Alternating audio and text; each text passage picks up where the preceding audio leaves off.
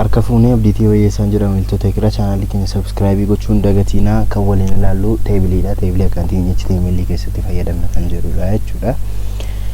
Teebilii fayyadamuudhaaf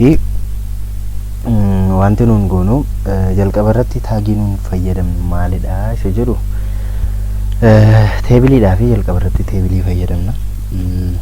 Teebil jenna. Kana booddee as keessatti immoo jalqaba irratti wanti nuun gochuudha dandeenyu maalidha kaapshinii kennuufi. Kaapshinii jechuun akka mata duree wayiitti jechuudha. Kan nuun laannuuf kaapshinii fakkeenyaaf studentin student teebiliin kun teebilii studentiidha. Kaapshinii kanaan waa'ee wanta sana informii gochaa jirra jechuudha. Kanaafidha kan inni nu gargaaru. Deebi'ee immoo heer paartii isaa jenna jalqaba irratti jechuudha. Heer paartiidhaa fi boodiinis jira jechuudha teebilii tokko keessa. Heer paartii warreen nuun jennu warreen akkamiidha? Warreen roo jalqabaa arfaarra yeroo baay'ee jiran jechuudha. Fakkeenyaaf neemii, seeksii wantoota akkasii kun maalidha? Heediidha jechuudha isaan. Warreen akkasii kana as keessa gochuu dandeenya jechuudha. As keessatti immoo maal goona? Teebil roo isaa difaayinii goona. Roon tokko maal qabachuu akka inni qabu as keessatti difaayinii goona jechuudha. Kana erga goone booddee maal goona? Teebilii daataa isaa yookaan immoo kolumaniin tokko maal akka inni qabatu immoo TH-dhaan kan T1 kanaan goona jechuudha. Fakkeenyaaf akkuma argaa jirtanii isheen kun kaapshinii isheeti jechuudha. Student isheen jettu kun deebi'ee immoo kolumanii meeqa jira?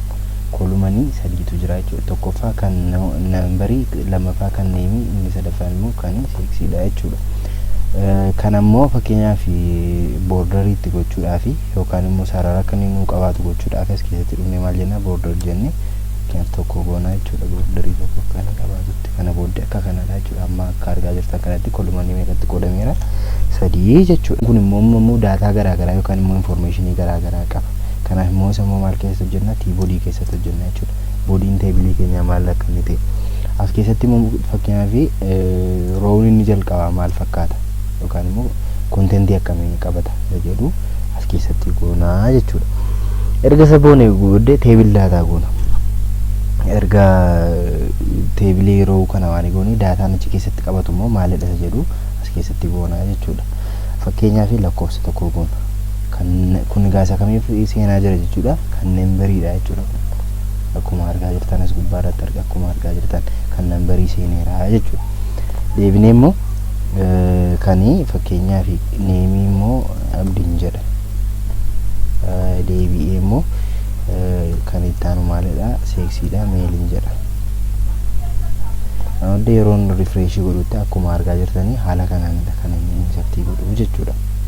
Kanaafi kana erga goone booddee kun kan kolumanii roo jalqabaadha jechuun daataa sanaa fi roo jalqabaadha jechuudha. Ammas immoo roo kan biraa itti da'uu yoo barbaanne maal goona? Asitti dhufne teebil roo jenna. Kana booddee akkas erga goone booddee maal goona? Teebilii sanaaf immoo daataa galchina jechuudha. Amma meeqa qabna jechuudha? Kolumanii sadii fi roo meeqa qabna? Heedii duukaa roo afur jechuudha. Kolumanii jechuun asii gadiidha. Roo jechuun immoo dalgee kana jechuudha. Asii akkas jechuudha. Kanadha jechuudha. Kana malee wanti as keessatti wanti nuufi koolispaanii wanta jedhamu jira. Koolispaanii jechuun kolumanii kan kolumanii tokko akka inni bal'atu kan yookaan immoo merji godhee isa kaan immoo dhiibee kana achi keessaa baasu jechuudha. Koolispaanii kana hojjechuudhaafi fakkeenyaaf kolumanii roo lammaffaa irratti hojjechuu yoo barbaanne roowwan keenya lammaffaan eessadha? Kunuunsa kanadha. TR kana irrattidha jechuudha. Kana booda fakkeenyaaf kana koolispaaniidhaan gochuu yoo barbaanne fakkeenyaaf koolispaan jennee as keessatti kolumanii amma inni walitti baasu goonaa jechuudha. Yoo goone akkuma argaa jirtanii eessatti ta'e wanti kun koolispaaniin kun kolumanii sana lamaan isaa walitti baasee jechuudha. Akkuma as gubbaarraa argaa jirtan jechuudha. Kolumaniota roo sanarra jiranii lama walitti baasee kan maal jechuudha? Kan nambartuu kana jechuudha. Kanadha jechuudha. Deebi'ee akkas haala kanaan yeroo walitti baafnu asitti kolumaniin tokko dhiibamee keessaa ba'a.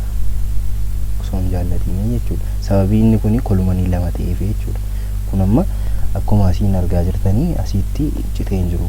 Kolumanii lamaan isaayyuu maal walitti ta'eera walitti ba'ee jira jechuudha. Kolumanii kan walitti nu baasu isa kanadha jechuudha. Kana malees immoo wanti biraa jiru maalidha? Row spanning jira. Keenya bakkuma kanatti row spanning gooname.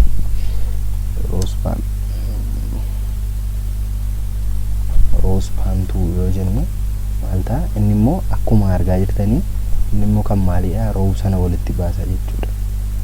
Row meeqaffaa asii kolumanii meeqaffaaraan jijji akka kana row meeqaffaaraan jijji row lammaffaaraan row lammaffaarraa kaasee immoo row meeqa akkanii walitti dabaluun jijji row lama. Kanaaf iyyuu maal ta'e row lammaffaanii akkuma argitanii as ture. Kana booddee row lammaffaarraa kaasee immoo row lama sababiin jedhee fi row lamaan kana walitti baasee jechuudha. Haala kanaan teebilii haala kanaan fayyadamuu dandeenya jechuudha. Kanaafidha kan inni nu gargaaru row spanning, col spanning haala akkasumas immoo teebil headii,